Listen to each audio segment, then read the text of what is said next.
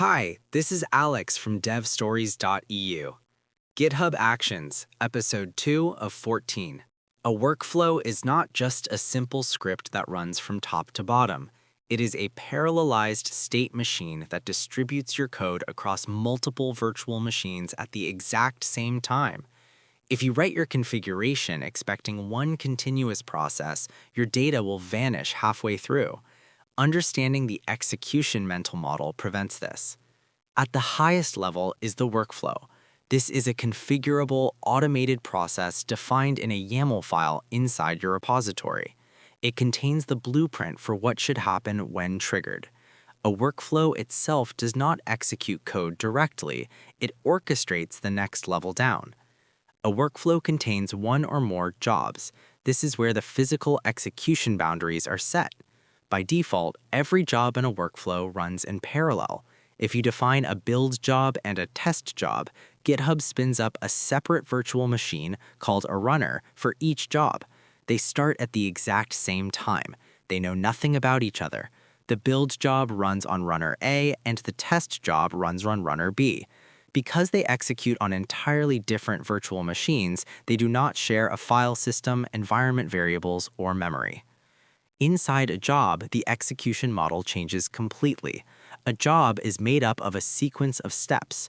While jobs run in parallel across different machines, steps run sequentially on the exact same machine. Step 1 finishes before Step 2 begins. Because they run on the same runner, steps share data. In our build job, Step 1 might download your application code. Step 2 compiles it. Step 3 packages it. Because these steps happen on the same virtual machine, Step 2 natively reads the files downloaded by Step 1. This brings up a common point of confusion. People often mix up steps and actions. A step is not an action. A step is simply a unit of execution within a job. It is a slot in your sequence. You can fill that slot in two ways. You can write a raw shell command, or you can call an action. An action is a packaged, reusable block of code designed to perform a specific complex task, like setting up a language environment. An action is the reusable payload. The step is the container holding it inside the job sequence. Let us look at our build and test scenario again. The workflow starts. Two runners boot up simultaneously. On the build runner, the steps execute one by one. The first step calls a checkout action to fetch the repository. The second step runs a shell command to compile the code. These steps share the local disk space seamlessly. Meanwhile, on the test runner, a completely different sequence of steps is running in isolation.